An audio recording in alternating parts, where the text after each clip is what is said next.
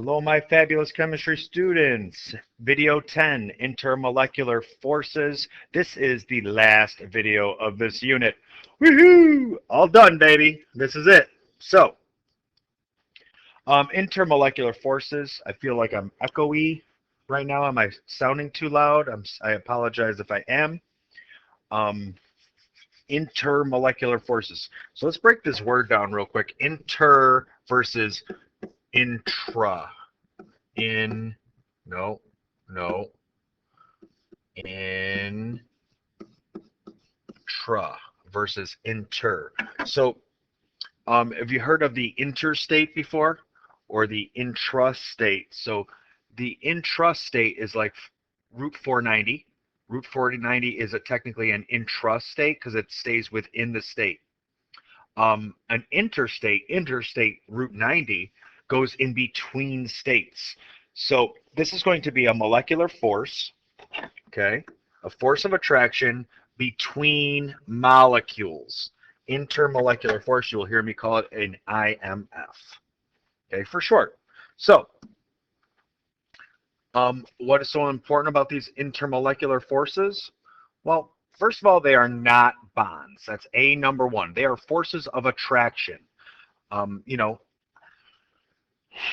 I dare say that some of you students are attracted to each other. Can I say that without upsetting anybody? Um, you know, positive, negative, and these pictures are going to help tell the story a little bit. So this symbol with the squiggly means partial, and up top I have a partial negative, but down here I have a partial positive charge, and then here I have a partial negative charge. And what do we do with positives and negatives? They attract, okay? So that attraction is going to happen, but it isn't an actual bond. So remember, these are actual bonds, sharing of electrons. Here's some more actual bonds where atoms with a nitrogen atom and the hydrogen atom are sharing electrons.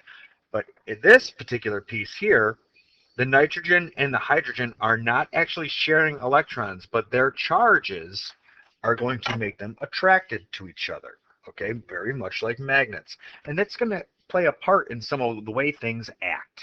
Okay, so intermolecular forces, also known as IMFs.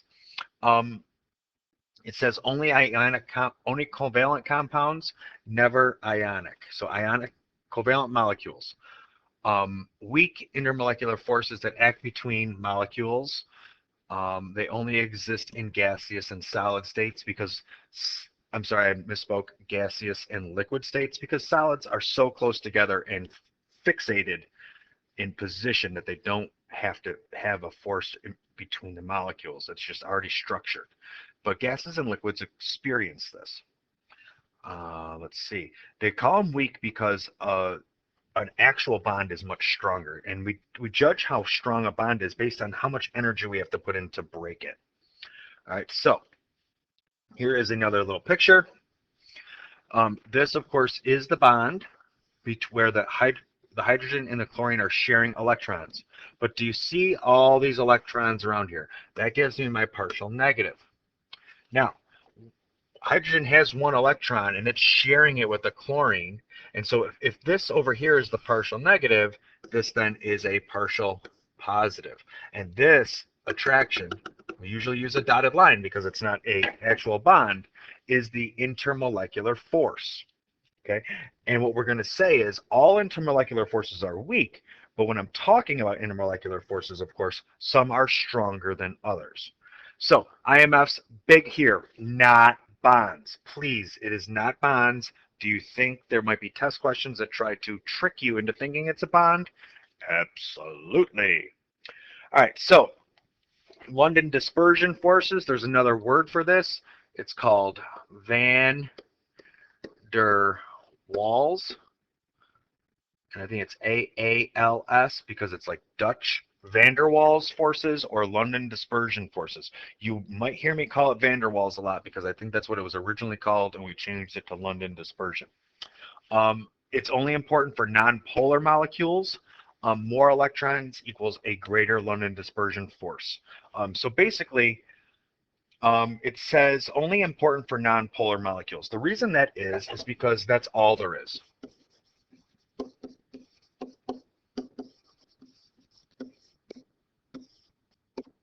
Okay, that's all there is. What's true is all molecules experience this London dispersion to some extent. The reason why it's so important for the nonpolar molecules is because that's, again, all they got. A dipole. Okay, so first I need two poles. That's what makes a dipole, two poles. If I think of the North Pole or the South Pole, I'm thinking of plus and minus. And that's where I get this partial plus and partial minus. If I have a partial plus or minus, I can get a dipole. Okay, so two molecules with permanent dipoles attract one another temporarily. It doesn't happen for very long. Okay, and we measure the strength of the dipole within the molecule's polarity. So the more polar a molecule is, the larger its dipole moment will be. Hydrogen bonds, big star, big star. This is the big bag daddy hattie. It is an actual dipole on steroids, if you will. It's an actual dipole, but it is the strongest of them all, okay? And it only occurs between the hydrogen of one atom. So I'm going to write that hydrogen of one atom. I'm sorry, one molecule, not atom, of one molecule. And then specifically the FO or N of another molecule. So let's see, I need a molecule with hydrogen in it. Let me do HOH, very common, right? And let me do another HOH. Let me change colors just so we can say. So here's the hydrogen of one water, and it's going to have a partial positive. And then I'm going to switch colors. Here's the oxygen of another with a partial negative. This bond is the hydrogen of one molecule temporarily, right, intermolecular force next to the oxygen of another molecule. So if this particular beast here was an F or an N, it would also be hydrogen bonding. So the hydrogen of one next to the oxygen, fluorine, or nitrogen of another separate molecule. That's the key. That is what hydrogen bonding is. So that's the bulk of it. We don't have to play really any more games than that. We just have to be able to identify them. So we need to know that hydrogen bonding is the most important of them all. It is the strongest. Dipoles are moderately important. They only happen when I have polar molecules, so I have the plus and minus end. London dispersion, least important, non-polar. But in all reality, everything's got a London dispersion force, okay? But if I have hydrogen bonding going on, remember that's dipole on steroids, that bond is so much stronger that, I'm sorry, it's not a real bond, right? Even though it's called hydrogen bonding, hello? That force of attraction, IMF, is so much stronger than the London dispersion forces. We don't even talk about the London dispersion forces that are happening at that time, okay? So London dispersion, very not important, also called van der Waals, by the way. Dipole second. Hydrogen is the number one biggest, baddest of all of the IMFs. Learn them, know them, see you tomorrow in class. Oh yeah, guess what? Guess we're going to take a test soon.